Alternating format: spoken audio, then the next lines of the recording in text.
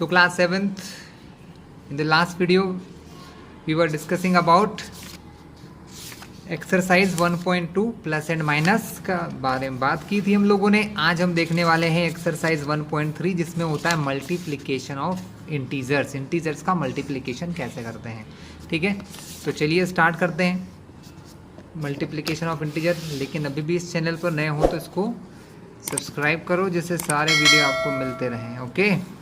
तो चलिए, मल्टीप्लिकेशन तो वही होता है बच्चों जो आप लोगों ने सीखा है। इंटीजर मल्टीप्लिकेशन में छोटे से चेंजेस हैं, बस साइन वाले चेंजेस हैं, छोटे से चेंजेस हैं। कैसे चेंजेस हैं जरा देख लीजिए। 2 × 2 आंसर 4 होता है, 2 × -2 भी आंसर 4 होता है, बट साइन का फर्क आएगा बच्चों। -2 × -2 भी आंसर 4 होता है। साइन का समझो बात को, साइन मतलब मल्टीप्लाई तो वही हुआ बच्चों, 2 × 2 = 4, 2 × 2 = 4, 2 × 2 = 4। मल्टीप्लाई वही है जो आप लोगों ने आज तक सीख रखा है, डिफरेंस सिर्फ साइन का आएगा। ये नंबर पॉजिटिव, ये नंबर पॉजिटिव, तो प्लस इंटू प्लस प्लस होता है, प्लस इंटू माइनस माइनस होता है। ना इसमें हम छोटा नंबर देखते हैं ना ही बड़ा देखते हैं। अगर एक नंबर पॉजिटिव है दूसरा नेगेटिव है तो plus minus minus, minus minus plus, minus और माइनस प्लस होते हैं और प्लस ही लिखते हैं यहाँ पर, ठीक है। माइनस इंटू माइनस प्लस, तो ये हो गया आपका बस एक छोटा सा डिफरेंस, बाकी कोई डिफरेंस नहीं, सब कुछ वैसा ही है, ठीक है। एक और एग्जांपल मैं मन से करवा दूँ। 6 × 9 54, 3 × -6 3 × 6 = 18, प्लस माइनस माइनस, 4 × -6, तो आंसर क्या आएगा बच्चों, 4 × 6 = 24 आएगा। माइनस माइनस प्लस हो जाएगा, तो यहाँ पर कुछ भी नहीं लगाएंगे, बस यही हमको करना है। उसके अलावा मल्टीप्लिकेशन कैसा होता है, मल्टीप्लिकेशन एसोसिएटिव होता है, कम्यूटेटिव होता है ना।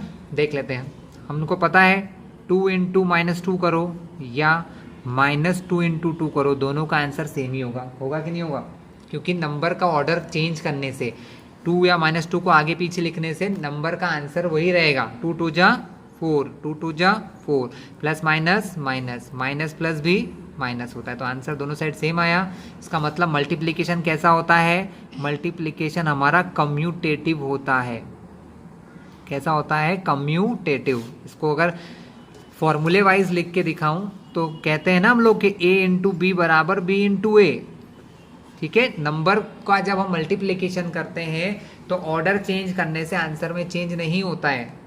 ए और बी का मल्टीप्लाई बी और ए के मल्टीप्लाई के इक्वल ही होगा, नो चेंजेस, ठीक है। इसी टाइप से अगर हम 3 नंबर का भी मल्टीप्लाई करें, 3 नंबर्स का भी मल्टीप्लाई करें, जैसे A × B × C या फिर A × B × C, मतलब 3 नंबर का मल्टीप्लाई करने में अगर कोई भी 2 नंबर को पहले मल्टीप्लाई करो, जैसे B और C का पहले करूं, फिर इनके आंसर में A का करूं, या फिर A और B में मल्टीप्लाई करके फिर आंसर में C का मल्टीप्लाई करें, तो आंसर दोनों तरफ सेम होना चाहिए। इस लॉ को कहते हैं एसोसिएटिव लॉ बच्चों। क्या कहते हैं, एसोसिएटिव। चलो ABC की जगह कुछ मान लेते हैं। चलो A को मान लो -2, B को मान लो 4 और C को मान लो -6।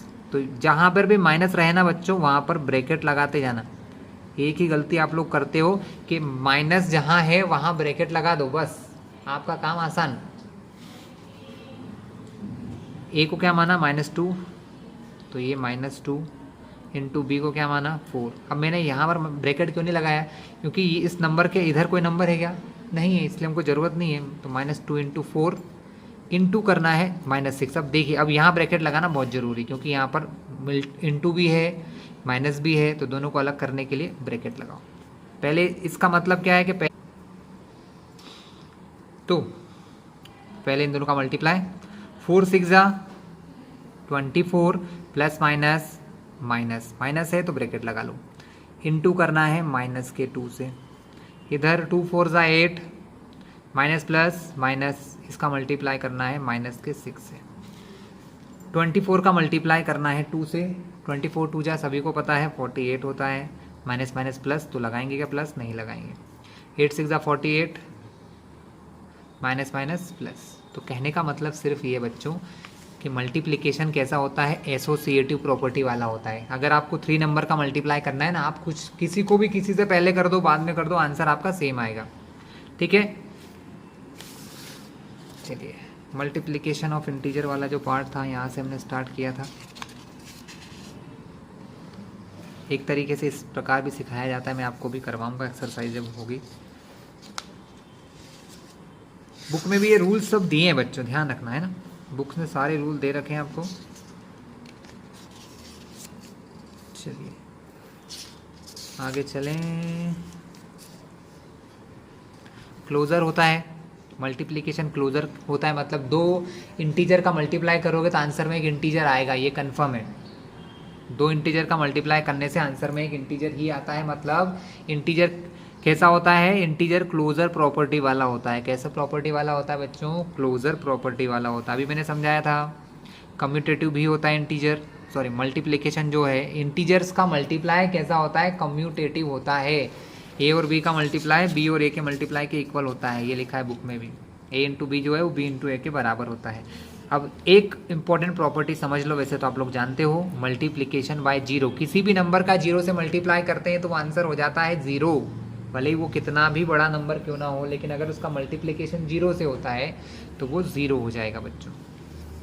और मल्टीप्लिकेटिव आइडेंटिटी कौन है, मल्टीप्लिकेटिव आइडेंटिटी होती है वन। वन का मल्टीप्लाई करने से आंसर सेम रहता है, ए इंटू वन ए ही होगा, या फिर वन में ए का मल्टीप्लाई करो तो भी आंसर ए ही होगा। यानी वन का मल्टीप्लाई करने से आंसर में चेंज नहीं आता है, और जीरो से मल्टीप्लाई करने से आंसर ज़ीरो हो जाता है। ये दो चीज़ें आप लोग ध्यान रखिएगा। फिर अभी मैंने एसोसिएटिव भी बता दिया। चलिए अब हम चलते हैं दो इम्पोर्टेंट प्रॉपर्टी जिनको कहते हैं डिस्ट्रीब्यूटिव प्रॉपर्टीज़। ये जरा ज़रूरी है बच्चों, समझो भी इसको ध्यान से।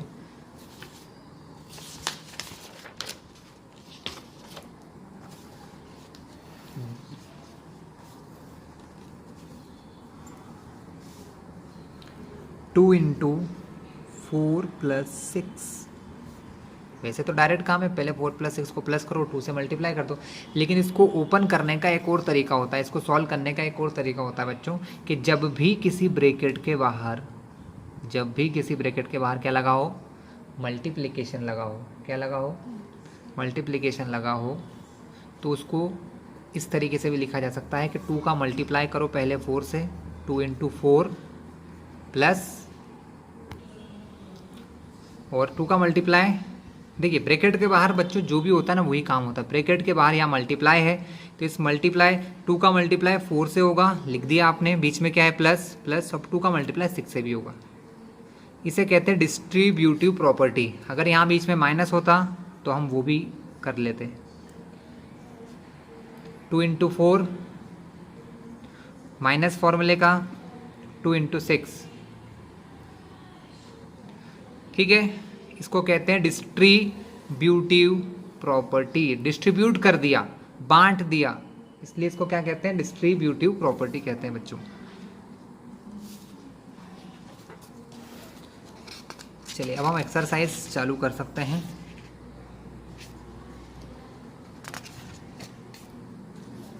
बहुत इजी सा क्वेश्चन है बच्चों। फाइंड द प्रोडक्ट, पहला क्वेश्चन है find each of the following products, मतलब इन सब मल्टीप्लिकेशन हमको करना है, तो डायरेक्टली बता दोगे आप। 3 × 1 = 3 प्लस माइनस माइनस, तो आंसर क्या आएगा, -3 आएगा। सिंपल है। 1 का मल्टीप्लाई जहाँ भी करते हैं वहाँ पर आंसर नहीं बदलता है, लेकिन अगर -1 लिखा है तो बस साइन चेंज हो जाएगा बच्चों। क्या हो जाएगा, साइन चेंज। देखिए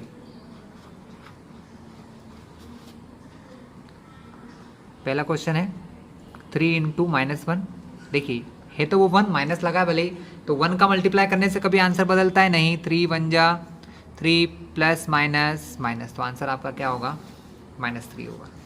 ठीक है, ये वाला करवाता हूँ मैं आपको, बहुत जल्दी से समझ में जाएगा। ये सब सिंपल है, मल्टीप्लाई करना है बच्चों, अभी सिखाया था आपको मैंने ऊपर। चलिए सी भी करवा देते हैं, सी और ई करवा लेते हैं, है ना। सी में क्या है, 21 का 30 से, -21 का -30 से मल्टीप्लाई नहीं सिखाऊंगा, आप लोगों को आता है। 0 की जगह 0 रखते हैं। 3 × 1 = 3, 3 × 2 = 6। ठीक है, जिसको समझ नहीं आया वो इधर देख लो। मैंने बहुत बार समझाया है कि जब लास्ट में 0 होता है तो उसका मल्टीप्लाई नहीं करता, उसको पहले ही लिख देते हैं। ये 0 मैंने लिख दिया, अब इस 0 को भूल जाओ मल्टीप्लाई करते हैं। क्या दिख रहा है आपको, 3 का मल्टीप्लाई 21 से, तो 3 1 जा 3, 3 2 जा 6, अब माइनस माइनस प्लस। ठीक है, हो गया सिंपल क्वेश्चन सी। देखिए यहाँ पर 3 नंबर हैं, 3 नंबर हैं मल्टीप्लाई में है और उनमें से एक नंबर 0 है, यानी फाइनली क्या होगा, आंसर 0 आएगा। कैसे, -15 इंटू 0 इंटू -18। बच्चों किसी भी नंबर का मल्टीप्लाई, जैसे -15 का मल्टीप्लाई 0 से करते हैं तो आंसर क्या आता है, 0। और बाद में हम इससे करेंगे, इस दोनों का मल्टीप्लाई किया 0 आया। अब बचा -18 का कुछ नहीं करा तो उसको एज इट इज़ नीचे लिख दिया था। अब -18 इंटू 0 करोगे तो भी आंसर 0 आएगा। यानी कुल मिला के एक चीज़ याद रख लेना आज से कि अगर बहुत सारे नंबर मल्टीप्लाई में है और उनमें से एक भी अगर 0 है तो आंसर 0 ही आएगा फाइनली। ठीक है, क्वेश्चन क्लियर। चलिए ये क्वेश्चन देखते हैं, 4 नंबर का है। 4 नंबर का मल्टीप्लाई कैसे करते हैं, क्वेश्चन है आई। बाकी तो छोड़ रहा हूँ, आप लोग करते जाइएगा, बहुत आसान है बच्चों। ये फिर बता दूँ बहुत ज़्यादा काम का भी है। पहले इन दो देखो, जब बहुत ज़्यादा नंबर होते हैं ना तो पेयर में मल्टीप्लिकेशन होता है। कैसे होता है, पेयर में इन दोनों का मल्टीप्लाई करो और इन दोनों का करो।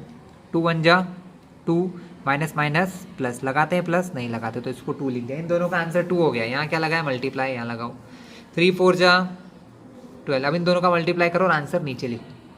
3 4 जा 12, माइनस प्लस माइनस, माइनस था तो ब्रैकेट लगा दिया। अब 2 नंबर हो गए 4 की जगह, पहले 4 थे, इंटू का मल्टीप्लाई करके एक नंबर आ गया, इंटू का मल्टीप्लाई करके एक नंबर आ गया। अब 12 2 जा 24, प्लस माइनस माइनस, तो फाइनल आंसर क्या आया बच्चों, -24। ईजी है, कुछ ज़्यादा ईजी है। चलिए ये सब हो चुके हैं। बाकी क्वेश्चन जो नहीं आ रहे हैं आप लोग करिएगा, जो नहीं आए कमेंट बॉक्स में डालो, मिल जाएगा। Second question, verify the following. Verify मतलब कुछ प्रूफ करके दिखाना कि हाँ ये चीज़ें सही हैं, है ना। तो सिंपली है, हमको ये फर्स्ट प्रूफ करना है, सेकंड आपके लिए रहेगा। क्वेश्चन ए में पहले लिख लेता हूँ बच्चों, फिर करवाता हूँ आपको।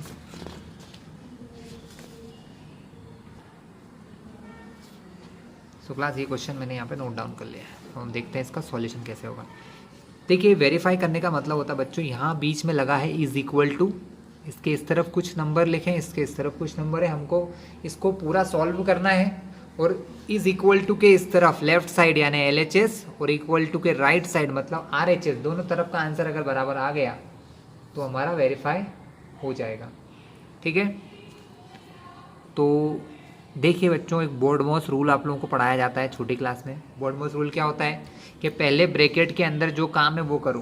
तो यहाँ +7 है, प्लस माइनस होता है माइनस, पहले भी सिखा चुका हूँ प्लस और माइनस, क्योंकि मुझे जब तक इन दोनों को प्लस माइनस जो भी करना है मुझे ब्रैकेट तो खोलना पड़ेगा, ब्रैकेट खोले बिना हम नहीं कर सकते। तो मैंने ब्रैकेट खोला, यहाँ माइनस है, यहाँ प्लस है, प्लस माइनस माइनस बन गया, यहाँ लिख दिया हमने 3। अगली स्टेप में सॉल्व हो गए। इधर 18 का 7 बार करेंगे, 18 7 जा 126। यहाँ पर मल्टीप्लाई देखो, मल्टीप्लाई में ब्रैकेट खोलने की ज़रूरत नहीं होती है। ये प्लस का नंबर, ये नंबर माइनस का, प्लस इंटू माइनस माइनस, 18 3 जा 54, प्लस माइनस माइनस 18, 7 में से 3 जाएंगे तो क्या बचेगा बच्चों, 7 - 3 बचेगा 4। अब हमारे पास एक ही नंबर है 4, वो भी प्लस का है, तो इस ब्रैकेट की कोई ज़रूरत नहीं है, बाहर निकाल दिया। आप इन दोनों को माइनस करें, अगर आप इन दोनों को माइनस करते हैं तो आंसर आता है 72। इधर 18 का मल्टीप्लाई 4 से करेंगे, 18 4 जा सब लोग जानते होंगे, 18 4 जा होता है 72। आपने क्या देखा, दोनों साइड इक्वल आ गई, ये वाली साइड और ये इक्वल आ गई है। हमने कुछ नहीं किया, हमने वो किया जो यहाँ दिख रहा था, प्लस ये ब्रैकेट खोला अपन ने, ओपन किया, यहाँ प्लस था माइनस था, प्लस माइनस माइनस, 18 7 जा ये हो गया, प्लस यहाँ पर भी 18 इंटू 3 किया, 18 3 जा 54, प्लस माइनस माइनस। ठीक है, LHS RHS बराबर हैं, ऐसा लिखना पड़ेगा आपको। LHS जो है वो RHS के इक्वल है, इसका मतलब हैंस वेरीफाइड, मतलब प्रूफ हो गया। दोनों साइड बराबर है मतलब वो दोनों इक्वल हैं। ठीक है क्लास, एक क्वेश्चन आपके लिए है, प्रैक्टिस करो इस क्वेश्चन की, सेम क्वेश्चन है, कोई डिफरेंस नहीं है। For any integer A what is -1 into A is equal to, मतलब -1 इंटू ए क्या होगा बच्चों, हमको ये बताना है इस क्वेश्चन में। -1 इंटू ए क्या हो सकता है,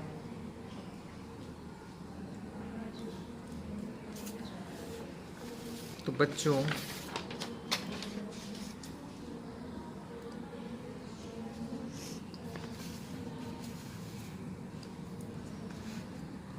थर्ड का, ठीक है, आंसर तो इसके बहुत सारे, मतलब बहुत सारे का मतलब अलग अलग तरीके से लिख सकते हैं। देखिए उन्होंने बोला -1 इंटू ए क्या होगा, तो -1 का मल्टीप्लाई अगर ए से करोगे, तुमने देख रखा है कि ए का 1 का मल्टीप्लाई किसी से भी करें आंसर वही रहता है, लेकिन माइनस होने पर माइनस प्लस माइनस आ जाता है, ये होगा। लेकिन यहाँ पर दो चांस है, क्योंकि हमारे इंटीजर कैसे होते हैं, इंटीजर या तो प्लस के होते हैं या माइनस के होते हैं। इंटीजर कैसे होते हैं, प्लस के होते हैं माइनस। अगर हमारा integer if A is positive, अगर ए पॉजिटिव होगा, अगर मतलब ए की जगह मैं 1 रखूँ, 2 रखूँ, 3 रखूँ, कुछ भी रखूँ, तो आंसर वही आएगा -a। लेकिन अगर इफ़ ए इज़ नेगेटिव, और अगर मैंने ए को माइनस में रखा बच्चों, -1, -2, -3, तब मेरा आंसर ए बन जाएगा।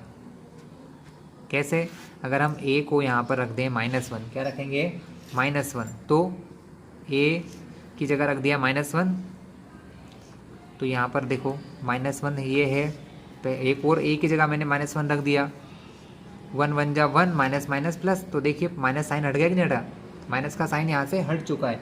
इसलिए क्या होगा, अगर हम a को प्लस का लेंगे तो आंसर -a आएगा, a को माइनस का लोगे, नेगेटिव लोगे, तो आंसर +a आएगा। ये सिर्फ समझाया था, आपका आंसर ये 3 चीज़ों में है। चाहो तो यही एक आंसर भी हो सकता है, जरूरी नहीं है लिखो, ये तो सिर्फ समझाया जा रहा है आपको। चलिए 3 का सेकेंड पार्ट क्या है, determine the integer whose product with -1 is -22। बताइए, ये क्वेश्चन से ये क्वेश्चन आसान हो जाएगा करना। हमको बताना है एक ऐसा इंटीजर जिसका मल्टीप्लाई -1 से करने पर, आंसर क्या आना चाहिए, 22 आना चाहिए, लेकिन माइनस का। तो बच्चों बहुत इजी है, माइनस का आंसर कब आता है, देख लो। किसी भी नंबर में अगर मैं -1 का मल्टीप्लाई करूं तो -a कब आएगा, जब मेरा a कैसा रहेगा, पॉजिटिव रहेगा। यानी मुझे आंसर लाना है अगर -22, तो a को कैसा लेना पड़ेगा, माइनस का आंसर लाने के लिए a को पॉजिटिव लेना पड़ेगा। हमने यहाँ बनाया ना फॉर्मूला, क्या बनाया था फॉर्मूला, कि अगर a प्लस का होगा तो आंसर में माइनस आएगा, और अगर a माइनस का होगा तो आंसर में प्लस आएगा। तो मुझे आंसर चाहिए -22, तो ये नंबर मुझे कैसा लेना पड़ेगा, प्लस का लेना पड़ेगा। देखिए 1 का मल्टीप्लाई करने पर आंसर वही रहता है, 2 का 22 ही रहेगा, लेकिन कैसा लेना है मुझे, प्लस का या माइनस का। तो आंसर आएगा यहाँ पर कि -22 लेने के लिए सिर्फ आंसर लिखना है आपको, मैं सब समझा चुका हूँ।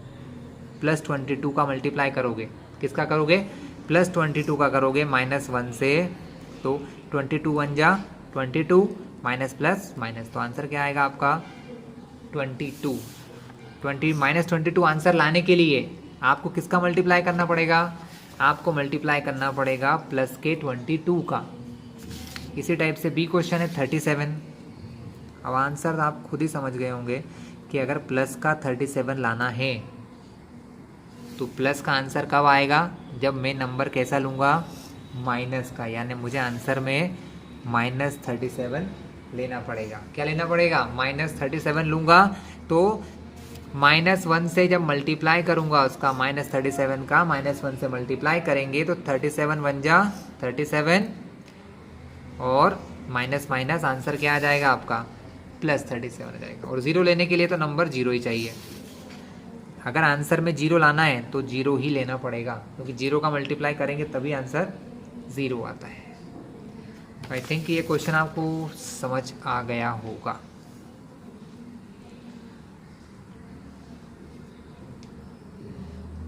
अगला क्या है बच्चों, starting from -1 into 5 right various product showing some pattern to show -1 into -1 is equals to 1। तो क्लास क्वेश्चन कुछ यूँ है कि -1 का 5 में मल्टीप्लाई करके हमको बताना है कि -1 का -1 में मल्टीप्लाई करो तो आंसर 1 आता है। इसको थोड़ा सा करके दिखाना है अपने को, अलग अलग नंबर लेके। तो बहुत सिंपल है, कुछ नहीं करना है आपको, 4-5 एग्जाम्पल लो और आखिरी में आंसर लिख दो, जो भी क्वेश्चन है ये। देखिए हमने ये देख रखा है, -1 का मल्टीप्लाई 5 से करेंगे तो आंसर क्या आएगा बच्चों, 5 1 ज़ा 5 -5। अगर मैं -1 में -5 का मल्टीप्लाई करूँ तो आंसर क्या आएगा, +5। अगर -1 में -4 का मल्टीप्लाई करें तो आंसर आता है प्लस का 4, क्योंकि 4 1 जा 4, माइनस माइनस प्लस। अगर -1 में -3 का मल्टीप्लाई करें तो आंसर क्या आएगा, 3 1 जा 3, माइनस माइनस प्लस। अगर -1 में -2 का मल्टीप्लाई किया जाए तो 2 1 जा 2, माइनस माइनस प्लस। तो जब सब में ऐसा हो रहा है कि दोनों नंबर माइनस के, तो आंसर माइनस का आएगा। तो -1 में -1 का करेंगे तो +1 नहीं आएगा, आएगा, क्योंकि -1 में अगर -1 का मल्टीप्लाई हो तो 1 1 जा 1, माइनस माइनस प्लस, तो आंसर वही आएगा। बस इतना सा करना था, कुछ खास नहीं था इस क्वेश्चन में। चलिए तो अब हम चलते हैं आगे 5th क्वेश्चन के ऊपर, जो हमारे लिए काफ़ी इंपॉर्टेंट है। क्लास फर्स्ट क्वेश्चन इन्होंने लिखा है, ध्यान से समझना। Find the product using suitable properties. कोई सी ना कोई सी सूटेबल प्रॉपर्टी से हमको मल्टीप्लाई करना है। बहुत आसान से क्वेश्चन है, बस अब थोड़ा सा ध्यान रखना है, कोई रूल या कोई फॉर्मूला लगेगा क्या तो काम आसान हो जाए। चलिए पहला क्वेश्चन देखते हैं। ये मैं सारे क्वेश्चन आपको जरूर करवाऊंगा, क्योंकि यहाँ पर थोड़ा सा लॉजिक लगेगा। पहला क्वेश्चन है 5th का एक क्वेश्चन है बच्चों, ये 26 इंटू -48 और -48 इंटू -36। बच्चों ये होगा डिस्ट्रीब्यूटिव प्रॉपर्टी से। डिस्ट्रीब्यूटिव प्रॉपर्टी क्या कहती है, कुछ याद है? चलिए मैं फिर से बताता हूँ आपको।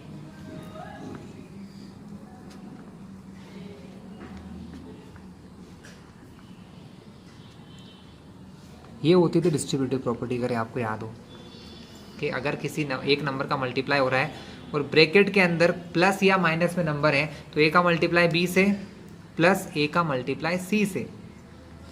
अब इसको इधर से पढ़ के देखो आप, ये कुछ ये ऐसी जगह पे फिट हो रहा है, ये ए सॉरी ये नहीं, ये ए, क्योंकि ये दोनों जगह है।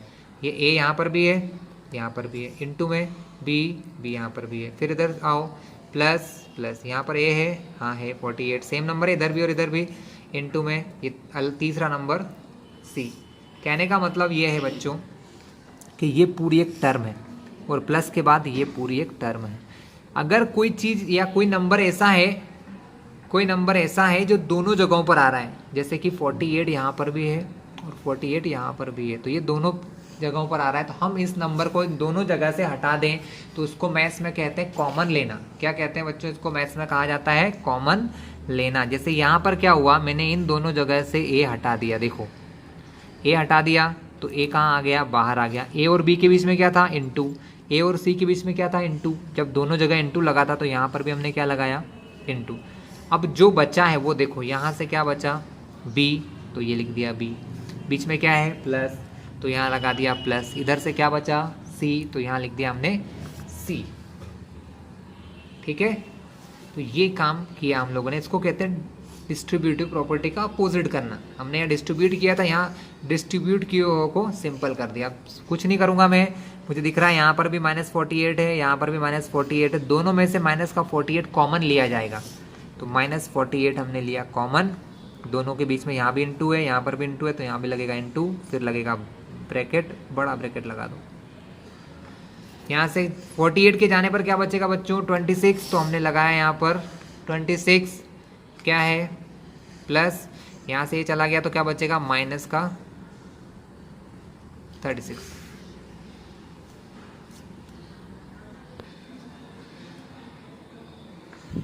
नेक्स्ट क्या होगा बच्चों, ये 26 plus minus minus plus minus minus होता है, मैंने हमेशा सिखाया ब्रैकेट खुलेगा, क्योंकि बिना ब्रैकेट खोले हम इनको प्लस माइनस नहीं कर सकते हैं। ब्रैकेट खोला, प्लस माइनस माइनस, और ये हो गया आपका 36। नेक्स्ट स्टेप में क्या होगा बच्चों, ये नंबर पॉजिटिव, ये नंबर नेगेटिव, एक प्लस एक माइनस, तो प्लस माइनस माइनस, 36 में 26 जाएंगे तो बचेगा 10, दोनों में कौन बड़ा है 36 से, कैसा है माइनस का है, तो माइनस बाहर लगा मल्टीप्लाई, तो ये मल्टीप्लाई। अब हमको क्या करना है, दोनों का मल्टीप्लाई। 10 से मल्टीप्लाई करना बहुत ही आसान होता है, सबको पता है। लास्ट में 0 है, उसको पहले ही लगा दो। अब क्या बचा, 1 बचा। ये मल्टीप्लाई सबको आता है। लास्ट में 0 है तो यहाँ लगा दिया जाता है 0। अब बचा यहाँ पर 1, और 1 का मल्टीप्लाई करने से कोई फ़र्क पड़ता है क्या, नहीं। तो 48 का 48 ही आएगा, और माइनस माइनस प्लस, तो आंसर आ जाएगा बच्चों आपका 480। ठीक है, ये आपका कंप्लीट सॉल्यूशन है। चलिए नेक्स्ट क्वेश्चन की बात करें।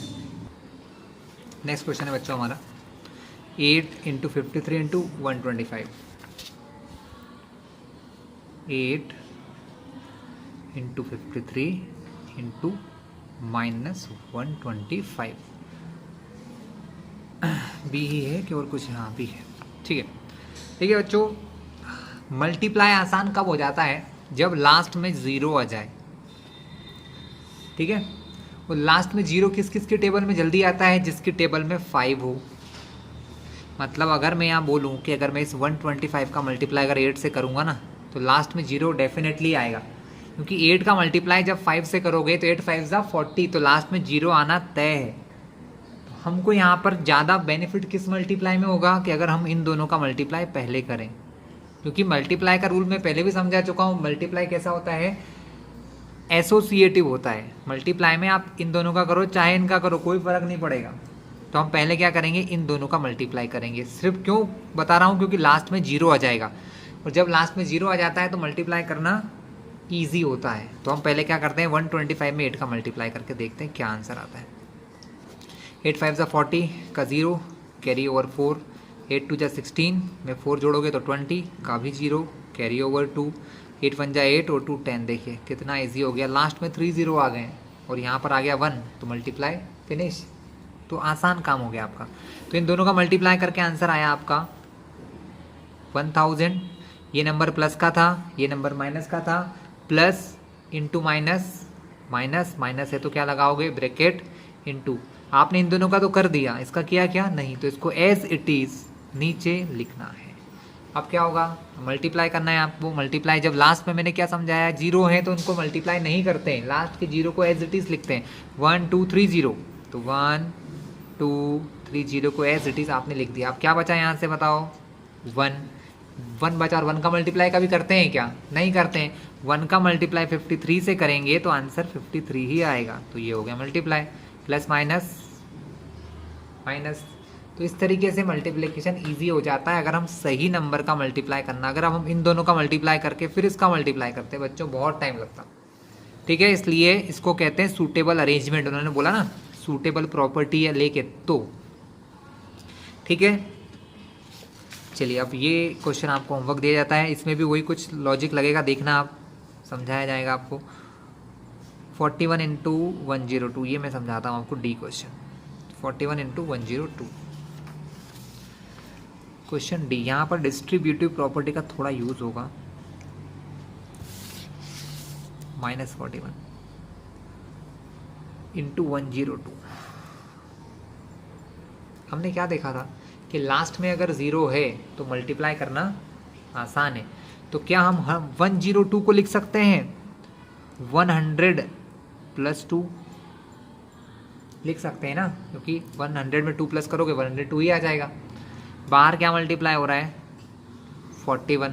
अगर हम प्रॉपर्टी का यूज़ करें, कौन सी प्रॉपर्टी, डिस्ट्रीब्यूटिव प्रॉपर्टी, तो -41 का मल्टीप्लाई पहले किससे होगा 100 से, तो -41 × 100। फिर देखिए बीच में लगा है प्लस, तो यहाँ लगा दो प्लस। ये है -41 का मल्टीप्लाई 2 से। अब यहाँ पर दो साइन एक साथ नहीं आ सकते, प्लस और माइनस, तो मैंने क्या करा ब्रैकेट करके लिख दिया -41, और उसका मल्टीप्लाई करेंगे अब 2 से। अब थोड़ा सा इजी काम हो जाएगा, देखना। देखिए इन दोनों का मल्टीप्लाई करना है, करना नहीं है बस लिखना है। एक और एक 2 0 हैं, ये 2 0 लगा दिए। 1 का मल्टीप्लाई 41 से करना है अब, क्योंकि यहाँ पर क्या बचा है 1 का मल्टीप्लाई करते हैं क्या, नहीं करते हैं, सिर्फ लिखते हैं 41, क्योंकि नंबर में कोई चेंज 1 के मल्टीप्लाई से नहीं आएगा। माइनस प्लस माइनस, यहाँ पर देखिए 41 का मल्टीप्लाई 2 से करना है, अब 102 से इसका मल्टीप्लाई करते तो ये काम थोड़ा आसान है ना, 2 का मल्टीप्लाई करना, 2 1 जा 2, 2 4 जा 8 और प्लस माइनस माइनस। ठीक है, अब क्या करना है, इन दोनों को प्लस करना है, सिर्फ प्लस करना भी आपको आता ही है। माइनस माइनस प्लस दोनों को जोड़ोगे तो आंसर आएगा 4182। अब प्लस तो आप लोग कर ही लोगे, 7th क्लास के हो कम से कम। तो ये हो गया आपका आंसर डी बच्चों। इस टाइप से आसानी से हमने मल्टीप्लाई कर लिया। यहाँ भी डिस्ट्रीब्यूटिव प्रॉपर्टी लगेगी बच्चों, 625 यहाँ पर भी है और यहाँ पर भी एक कॉमन आ जाएगा, सॉल्व कर लेना, नहीं बता रहा हूँ, ये वाला आसान है क्वेश्चन, ये भी इजी है, बस ब्रैकेट खोलना है, मल्टीप्लाई हो जाएगा इनसे। ये वाला करवाता हूँ 17 और 29 वाला, ठीक है। या तो आप डायरेक्ट भी कर सकते हो दोनों का मल्टीप्लाई, लेकिन उससे भी आसान तरीका सोचते हैं शायद आए। इसको बच्चों आप डायरेक्टली मल्टीप्लाई कर लेना, है ना, प्रॉपर्टी लगाने से भी कोई इतना सेंस नहीं है, ठीक है, चल जाएगा, कर सकते हैं आप। ठीक क्लास, लास्ट क्वेश्चन देख लेते हैं हम लोग, एच वाला, और बता देता हूँ आपको मैं। एच क्वेश्चन बहुत इजी है, एक सिंगल स्टेप का है।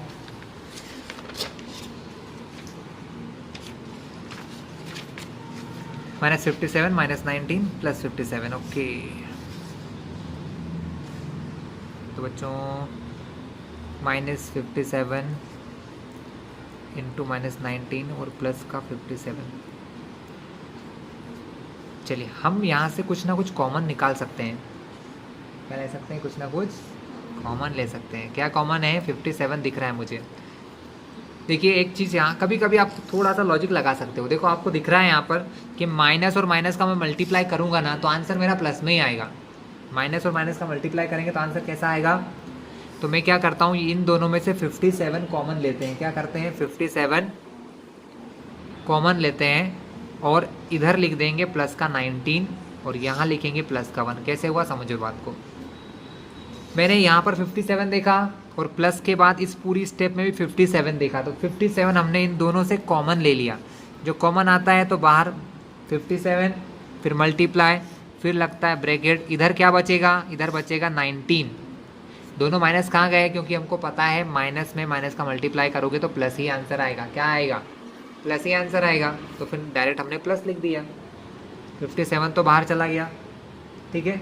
अब यहाँ से 57 चला गया, जब किसी के पास जितना भी कुछ है वो सब ले लो तो उसके पास बचता है 1। ये ध्यान रखना, अगर यहाँ पर 57 लिखा और मैंने 57 ही कॉमन ले लिया है तो वहाँ पर क्या बचेगा बच्चों, 1 बचेगा, ध्यान रखना। 57 इंटू 19 + 1 20, ठीक है। अब इन दोनों का मल्टीप्लाई कर लो, देखो लास्ट में 0 है, 0 आया तो फ़ायदा हुआ, 0 लगा दिया। अब किसका मल्टीप्लाई करना है, सिर्फ और सिर्फ 2 का।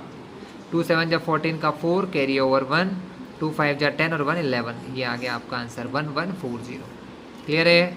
तो यहाँ पर आपका क्वेश्चन 5 होता है समाप्त। क्वेश्चन 6 की करो बात, क्या लिखा है। A certain freezing process, freezing process मतलब किसी चीज़ को ठंडा किया जा रहा है, requires that room temperature be lowered from 40 degree Celsius. मतलब रूम टेम्परेचर जो अभी 40 डिग्री सेल्सियस है वो 5 डिग्री पर आवर के हिसाब से, उन्होंने लिखा है 5 डिग्री पर आवर के हिसाब से क्या हो जाए, कम हो जाए।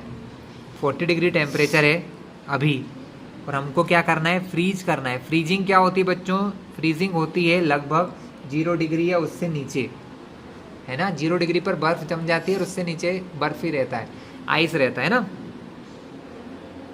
तो हमको 5 डिग्री वो हर घंटे कम हो रहा है, तो हमको बताना है what will be the room temperature. तो रूम पर कितना टेम्परेचर होगा अगर 10 घंटे तक ये फ्रीजिंग प्रोसेस चलती रहे। 10 घंटे तक अगर ये फ्रीजिंग प्रोसेस चलती रहेगी तो टेम्परेचर कितना कम हो जाएगा, हमको ये पता लगाना है। तो बहुत आसान क्वेश्चन है, हम जो चीज़ें हमको पता है हम वो लिख लेंगे। क्या क्या जानते हो आप ये जानते हो कि आपको रूम का टेम्परेचर पता है। क्वेश्चन 6 है, हम लिखेंगे टेम्परेचर ऑफ रूम, रूम का टेम्परेचर कब, इन स्टार्टिंग, मतलब स्टार्टिंग में रूम का टेम्परेचर क्या था बच्चों? रूम का टेम्परेचर उन्होंने बोला 40 डिग्री सेल्सियस था। फ्रीज होने का कुछ कुछ चीज़ों के मतलब समझना करो बच्चों। फ्रीजिंग मतलब टेम्परेचर का कम होना, और टेम्परेचर कम होगा तो उसको माइनस से शो करेंगे। किससे शो करेंगे? माइनस से। यानी हर घंटे कितना कम हो रहा है टेम्परेचर? 5 डिग्री कम हो रहा है। यहाँ लिखा है 5 डिग्री एवरी आवर लोवर्ड, यहाँ लिखा ना टेम्परेचर लोअर हो रहा है, कम हो रहा है, यानी -5 डिग्री हर घंटे कितना हो रहा है? -5 डिग्री हो रहा है। तो हम क्या लिखेंगे?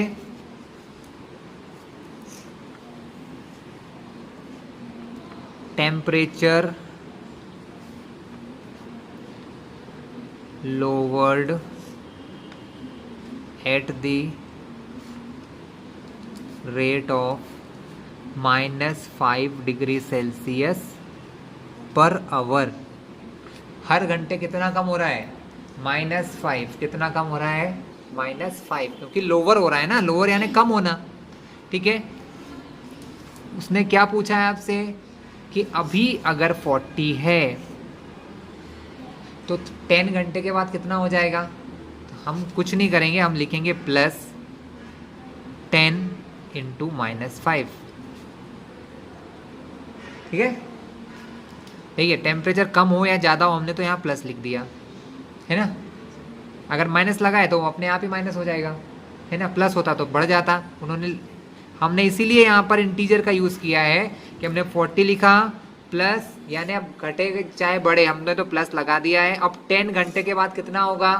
जितना जिस रेट से कम हो रहा है, 1 घंटे में 5 डिग्री कम हो रहा है तो 10 घंटे में कितना कम होगा, वो यहाँ पर मल्टीप्लाई करने से आ जाएगा, है ना। तो ये क्या निकलेगा? ये निकलेगा टेम्परेचर आफ्टर 10 आवर। ये निकलेगा टेम्परेचर आफ्टर 10 आवर। 10 घंटे के बाद कितना टेम्परेचर होगा? 40 प्लस, ठीक है, क्योंकि या तो बढ़ेगा या घटेगा। हम प्लस का यूज़ कर सकते हैं बच्चों, है ना, क्योंकि हमने यहाँ पर माइनस का यूज़ करा है इसलिए। तो 10 × -5, तो 40 प्लस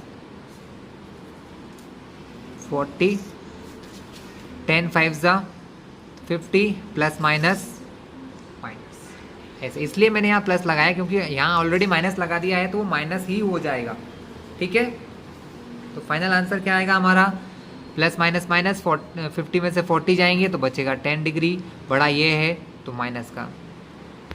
ठीक है, तो प्लस माइनस माइनस 50 में से 40 गया तो 10 बचा, बड़ा 50 था तो माइनस, यानी 10 घंटे के बाद टेम्परेचर हो जाएगा उसका -10 डिग्री सेल्सियस। कितना हो जाएगा बच्चों? -10 डिग्री सेल्सियस। जब हम चीज़ों को बढ़ाते और घटाते हैं तो या तो हम प्लस लगाते हैं या माइनस लगाते हैं। हमने प्लस इसलिए ही लगाया कि 40 से या तो ऊपर जाएगा या नीचे जाएगा, डिपेंड करता है कि इसके ऊपर है। कि अगर यहाँ पर लगा है माइनस तो अपने आप ही वो माइनस होता जाएगा, हमें कोई करने की ज़रूरत नहीं है। और अगर यहाँ प्लस होता तो वो बढ़ जाता। ठीक है, 7th क्वेश्चन।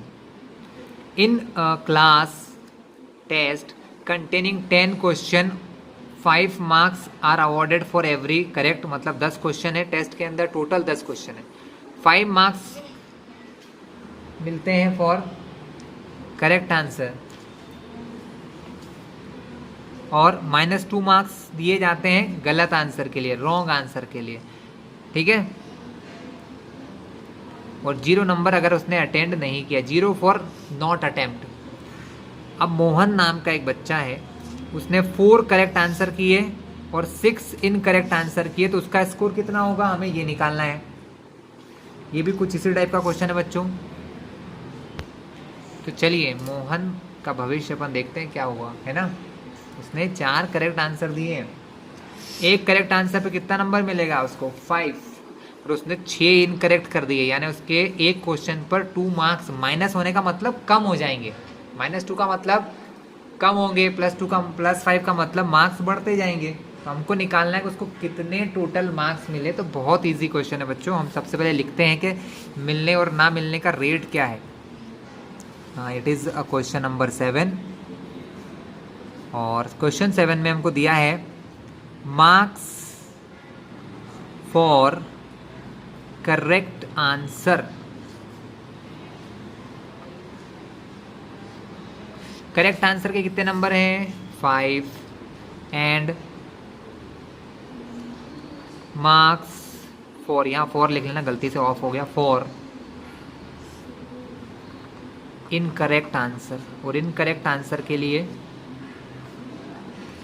-2। चलिए तो हम लिखेंगे केस 1। पहला केस में किसका नंबर पूछे? मोहन। टोटल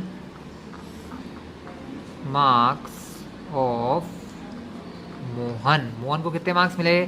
तो भाइयों आप सब जानते हैं अगर एक क्वेश्चन के 5 मार्क्स मिल रहे हैं और उसने 4 क्वेश्चन सही किए हैं तो हमको टोटल नंबर कैसे पता चलता है? मल्टीप्लिकेशन से। किससे चलता है?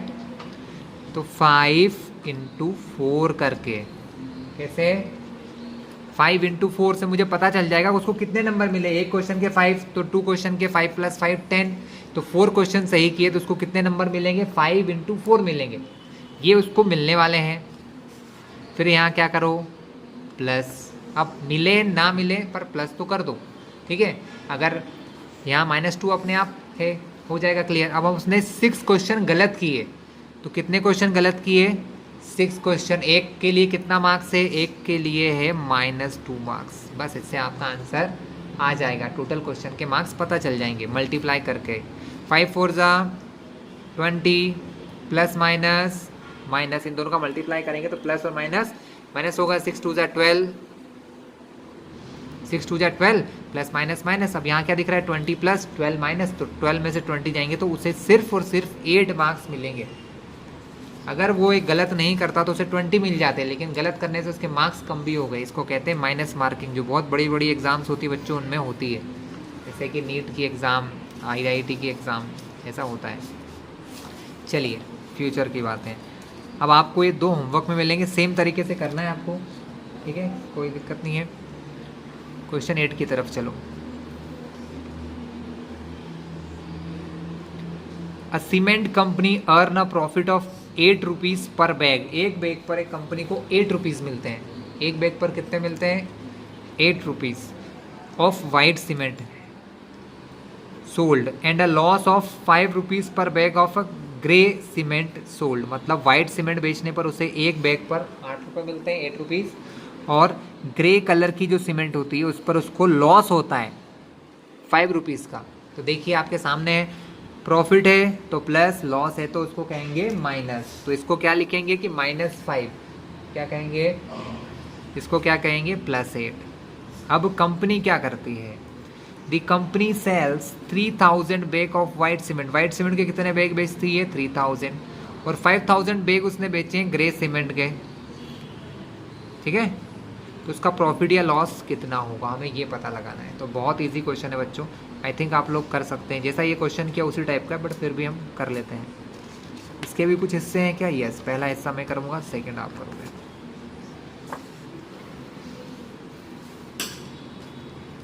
देखिए क्वेश्चन 8 हम लिखेंगे profit on white cement. White cement पर कितना प्रॉफिट हो रहा है? वाइट सीमेंट पर हो रहा है ₹8 का प्रॉफिट, और लॉस ऑन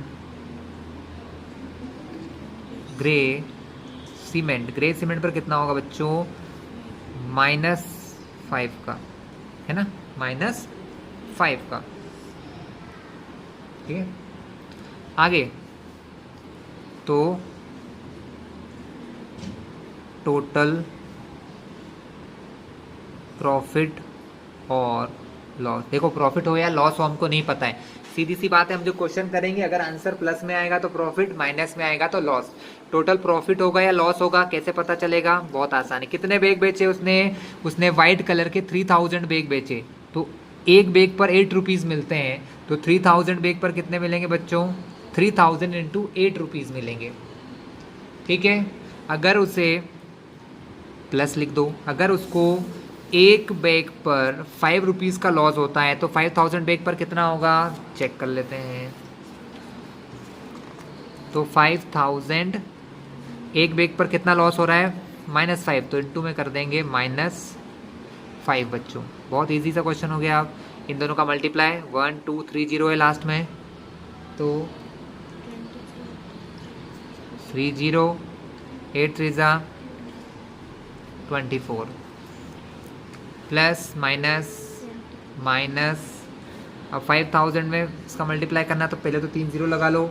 1 2 3 5 5 जा 25। ओहो, कांटे का सौदा हो गया है। तो ये नंबर प्लस का, ये नंबर माइनस का। कैसे हुआ माइनस, ये समझ में आ गया। Plus into minus minus. 25,000 में से 24,000 माइनस करोगे बच्चों, आप आराम से कर सकते हो। माइनस करोगे तो 1000 आएगा, लेकिन बड़ा ये है 25,000, तो माइनस यानी उसे 1000 रुपये का क्या हुआ बच्चों, उसे 1000 का लॉस हुआ। ठीक है, आया समझ में। लॉस क्यों बोल रहा हूँ, क्योंकि माइनस है। अगर यहाँ प्लस होता तो हम कहते कि प्रॉफिट होता। ठीक है, तो व्हाट इज इट्स प्रॉफिट और लॉस, तो it has a loss of ₹1000। लेकिन जब मैं लॉस लिखूंगा तो वहां माइनस नहीं लगाऊंगा, क्योंकि लॉस का मतलब ही होता है माइनस। लॉस का मतलब ही क्या होता है बच्चों, माइनस। तो उसे 1000 रुपये का लॉस हुआ है। ठीक है, चलिए क्वेश्चन 8 का ए पार्ट हो गया डन। बात करते हैं क्वेश्चन 8 के बी पार्ट की। मैं चाहता हूँ आप कर लो तो ज़्यादा अच्छा है। What is the number of white cement bag is must be sell to have a neither profit nor loss if the number of grey bags sold is 64,000 bag। क्या किया जाए बच्चों, हमको पता लगाना है कि ना तो उसको प्रॉफिट हो और नाइदर प्रॉफिट नॉर लॉस, ना तो उसको प्रॉफिट हो ना ही लॉस हो। तो हमें कितने बैग सेल करना पड़ेंगे वाइट सीमेंट के। अगर हमने ग्रे सीमेंट के इतने बैग बेचे हैं, कितने बैग बेचे हैं, 64,000 बैग आपने ग्रे सीमेंट के बेचे हैं, तो आपको क्या करना होगा, कितने बैग आपको वाइट सीमेंट के बेचना होंगे कि आपको नो प्रॉफिट नो लॉस, मतलब आंसर आपका 0 आ जाए। सीधी सी बात है, आंसर क्या हो जाए, 0। देखो इस क्वेश्चन को समझने के लिए पहले देखो क्या होता है। नो प्रॉफिट नो लॉस का मतलब क्या है कि जितना प्रॉफिट आपको होगा उतना ही लॉस हो जाएगा, जितना प्रॉफिट हो उतना ही लॉस, यानी आपका आंसर 0 आना चाहिए। क्या आना चाहिए, आंसर 0। इस क्वेश्चन को करने के लिए हम क्या मानते हैं, उनने पूछा है what number of white cement bag, white cement के कितने बैग बेचे जाएं। तो हम क्या मानते हैं, इस टाइप के क्वेश्चन में हमेशा एज्यूम करते हैं बच्चों। तो इस क्वेश्चन के बी पार्ट में हम मानेंगे let the number of white cement bag is equals to X. क्या मान लो, एक्स बैग आपको बेचना पड़ेंगे। देखिए इस केस में एक छोटा सा फॉर्मूला लिखवा रहा हूँ। इस केस में फॉर्मूला क्या होगा, नो प्रॉफिट नो लॉस जब होता है ना, इसका मतलब है टोटल प्रॉफिट जो है वो टोटल लॉस के बराबर हो जाएगा बच्चों। टोटल प्रॉफिट और टोटल लॉस जब बराबर होते हैं तो ना तो प्रॉफिट होता ना ही लॉस होता, यही मतलब होता है ना नो प्रॉफिट नो लॉस का। तो टोटल प्रॉफिट जो है वो किसके बराबर हो जाएगा, टोटल लॉस के। प्रॉफिट कैसे निकालते हैं, एक बैग पर 8 रुपीज़ का प्रॉफिट, तो एक्स बैग के ऊपर कितना प्रॉफिट होगा, 8 इंटू एक्स, क्योंकि यही आपको सिखाया गया है कि अगर एक बैग पर 8 रुपये का प्रॉफिट हो रहा है तो मुझे एक्स बैग अगर बेचे हैं तो कितना प्रॉफिट होगा, 8 इंटू एक्स। ठीक है, टोटल लॉस कितना हो रहा है, टोटल लॉस के लिए मुझे पता होना चाहिए कितने, एक बैग पर कितना लॉस होता है, 5 रुपीज़ का। यहाँ माइनस मत लगाना क्योंकि हमने एक को इक्वल टू के इस तरफ लिखा है, एक को इक्वल टू के इस तरफ, इसलिए माइनस नहीं लगाएंगे। तो यहाँ लिखा टोटल 5 इंटू टोटल लॉस के लिए एक बैग पे 5 रुपीज़ का लॉस होता है। तो बैग कितने बच्चों, टोटल बैग है 6400 या 6400। तो यहाँ क्या लिखेंगे, 6400। हमें x की वैल्यू निकालना है, तो ये 8 जो है x के साथ यहाँ मल्टीप्लाई में, वो मल्टीप्लाई से डिवाइड में आएगा, इस तरफ आएगा, तो कहाँ जाएगा, डिवाइड में। कैंसिलिंग करता आप लोगों को आता ही है, 8 से कटेगा 1 बार। 8 के टेबल में 64 आता है क्या, जी हाँ 8 बार आता है, 2 0 लास्ट में लगे तो यहाँ भी लगा 2 2 0। तो 8000 इंटू 5 मल्टीप्लाई करोगे, सॉरी 800 इंटू 5 मल्टीप्लाई करोगे तो 2 जीरो की जगह 2 जीरो, 5 8 जा 40, तो 4000 बैग अगर आपने बेच दिए, कितने बैग बेच दिए बच्चों, 4000 वाइट सीमेंट के बैग बेच दिए, तो भी आपको कुछ नहीं मिलने वाला है। ठीक है, नो प्रॉफिट नो लॉस। तो ये हो गया आपका क्वेश्चन 8, और आई थिंक अब ये क्वेश्चन आप कर लोगे, बहुत ईजी है। ठीक है, ये मैं आपको होमवर्क दे रहा हूँ, बहुत आसान है। यहाँ पर एक कुछ नंबर लिखना है आपको और सॉल्व करना है। तो बच्चों नेक्स्ट वीडियो में हम लोग देखेंगे डिवीज़न ऑफ नंबर्स या डिवीज़न ऑफ इंटीजर्स को देखेंगे। ठीक है क्लास, तो चलिए नेक्स्ट वीडियो में मिलते हैं।